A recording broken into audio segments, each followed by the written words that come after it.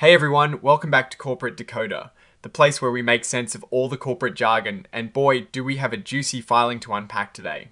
This report makes a 10Q filing from LivePerson Incorporated look like a financial roller coaster with some major ups and downs, including a big debt restructuring that surprisingly turned out to be good news. Let's dive in. Before we start, if you appreciate getting straight insights from corporate documents, make sure you are subscribed. We also have a Discord community linked in the description below for even deeper dives and discussions. Alright, so this is a quarterly report, a 10Q from LivePerson Incorporated, covering the period ending the 30th of September 2025. Think of it as a mid-year checkup for the company's finances. Let's jump straight into the numbers. The balance sheet as of the 30th of September 2025 shows total assets of about $511 million.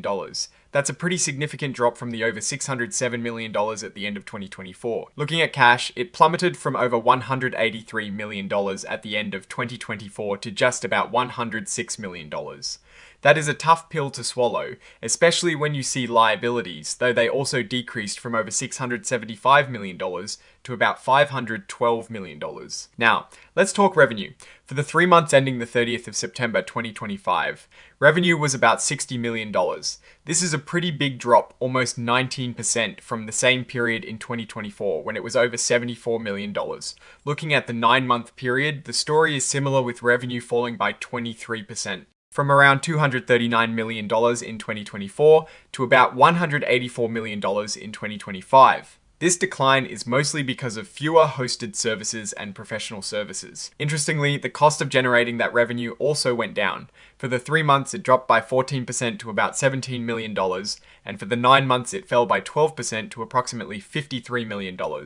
This means they're spending less to make less, which is usually a good sign in tough times, but it also shows the business is shrinking. Sales and marketing expenses also saw a considerable decrease. For the 3-month period, it dropped by 17% to about $18 million, and for the 9-month period, it went down by 20% to around $61 million.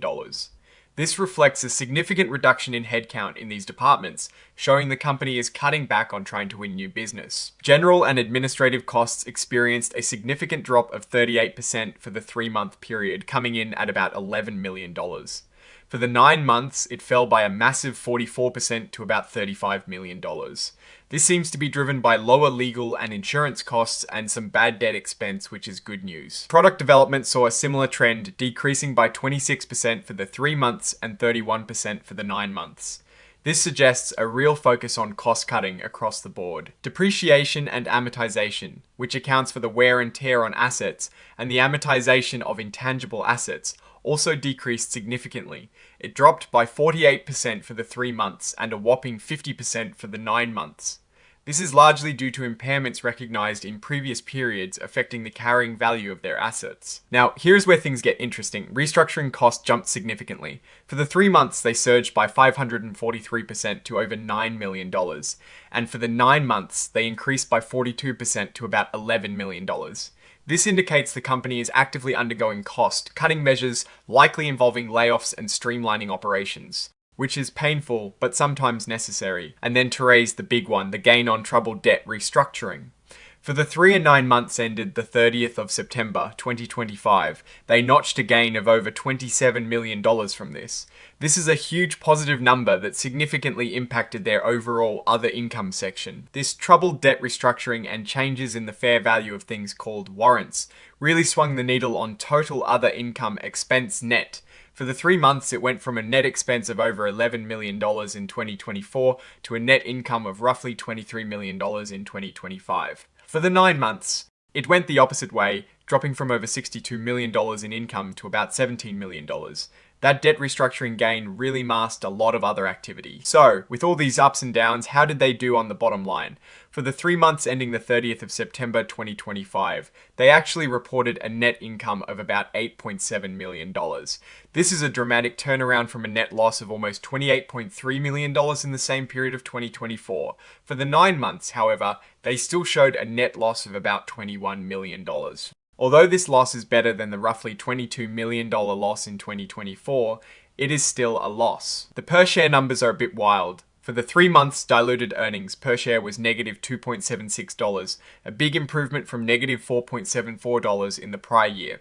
But for the 9 months, it was negative $7.16, significantly worse than the negative $3.74 in 2024. This shows that while they had a good quarter, the 9-month picture is still concerning. Let's talk about the company's ability to keep the lights on, or liquidity. At the end of September 2025, they had about $106.7 million in cash. This is a drop of over $76 million from the end of 2024. This reduction is mostly due to that big payment for the debt restructuring, ongoing operations, and buying equipment. Looking at cash flow from operations, they used about $20.8 million for the 9 months ending September 2025.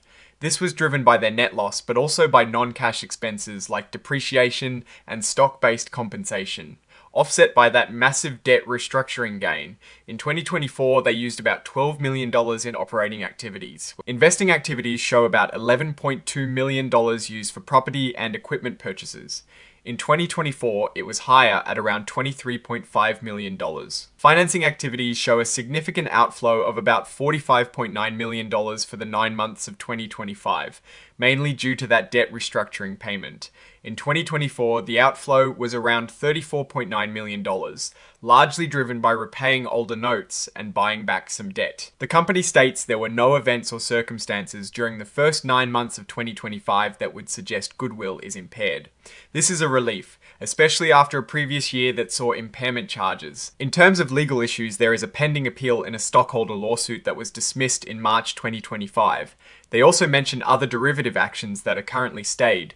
There was also a lawsuit settled by Starboard Value LP in July 2025, which they say didn't affect the company's financials because insurance covered the cost. Now, a critical risk factor, LivePerson's common stock is listed on the NASDAQ, but they're facing pressure to maintain that listing. They had to do a 1-for--15 reverse stock split in October 2025 just to meet the minimum bid price requirement. Failing to meet these requirements again could lead to delisting, which would significantly hurt the stock's price and liquidity.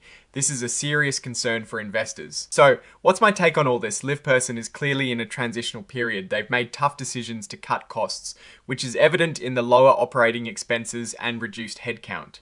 The debt restructuring was a smart move that temporarily improved their financial picture and earned them a quarterly profit. However, the declining revenue and continued net loss over 9 months show that the core business is still struggling. The risk of being delisted from NASDAQ is a major concern that can't be ignored. While they are innovating and believe their AI platform is compatible with current trends, the market is showing hesitation, likely due to uncertainty about the company's financial stability and the broader economic climate. The path forward will depend on their ability to turn revenue around and regain investor trust, all while navigating intense market competition and strict listing requirements. It is a tough climb, and only time will tell if they can make it to the summit. Alright, that is our breakdown of LivePerson's latest filing. What is your take on these numbers and what they signal for the company's future? Drop your thoughts in the comments if this analysis was valuable. Hitting that like button really helps, and subscribe for more deep dives. Don't forget to check out the Discord in the description. Thanks for watching. See you next time.